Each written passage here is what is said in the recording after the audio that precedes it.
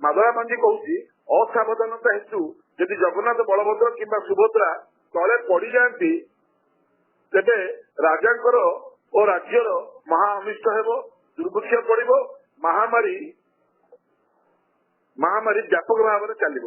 ଏହା ଅତି ଦୁଃଖର ବିଷୟ। ସମଗ୍ର ଘଟଣା ପାଇଁ ଶ୍ରୀ ଜଗନ୍ନାଥ ସେନା ଦୁଃଖ ପ୍ରକାଶ କରୁଛି ଏବଂ ଏଇ ଯୋଉ ଅସାବଧାନତା ବା ତ୍ରୁଟି ଯୋଗୁଁ ଯୋଉ ଘଟଣା ଘଟିଲା ଏଥିପାଇଁ କିଏ ଦାୟୀ ତାର ଅନୁସନ୍ଧାନ ହେବା ଦରକାର। ଏଥିପାଇଁ ଗୋଟେ ବିଚାର ବିଭାଗ ତଦନ୍ତ ମଧ୍ୟ ହେବା ଦରକାର। ଜଣେ ହାଇକୋର୍ଟ ଜଜ୍ କିମ୍ବା ଜିଲ୍ଲାସ୍ତରୀୟ ଜଜ୍ଙ୍କର ଦ୍ୱାରା ଏଟାକୁ ଅନୁସନ୍ଧାନ କରାଯାଉ। ଏଇଟା ଗୋଟେ ଛୋଟିଆ କଥା ନୁହଁ। ସମଗ୍ର ଓଡିଆ ଜାତି ଏବଂ ସନାତନୀ ମାନଙ୍କର ବର୍ତ୍ତମାନ ନାକ ତଳକୁ ହେଇଯାଇଛି। ସାଧାରଣତଃ ଜଣେ ଯୋଉମାନେ ପଡିଗଲେ ସେବକ ମାନେ ସେମାନେ ଖଣ୍ଡିଆ ଖାବରା ହେଇଗଲେ ବୋଲି ସାଙ୍ଗେ ସାଙ୍ଗେ ଡାକ୍ତରଖାନା ପଳେଇଲେ, ତାଙ୍କୁ ନେଇଗଲା ପ୍ରଶାସକ। ଏବଂ ଯଦି ମୁଖ୍ୟମନ୍ତ୍ରୀ କି ବିରୋଧୀ ଦଳ ନେତା କି ପ୍ରଧାନମନ୍ତ୍ରୀ କି ମନ୍ତ୍ରୀ କି ଆଇଏଏସ୍ ଅଫିସର ପଡିଥାନ୍ତେ ତାଙ୍କୁ କେତେ ଲୋକ ଯାଇକି ସେବା କରୁଥାନ୍ତେ।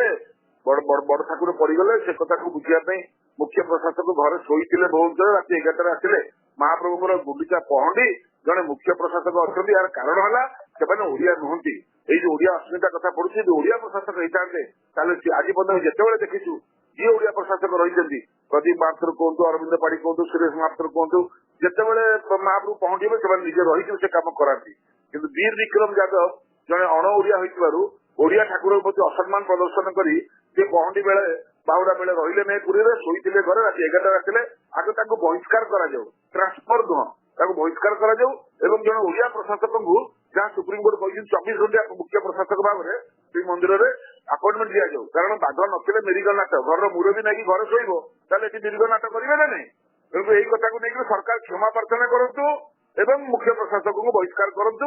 ତା ସହିତ ବିଚାର ବିଭାଗ ତଦନ୍ତ କରି ଦୋଷୀମାନଙ୍କୁ ଦଣ୍ଡ ଦିଆଯାଉ।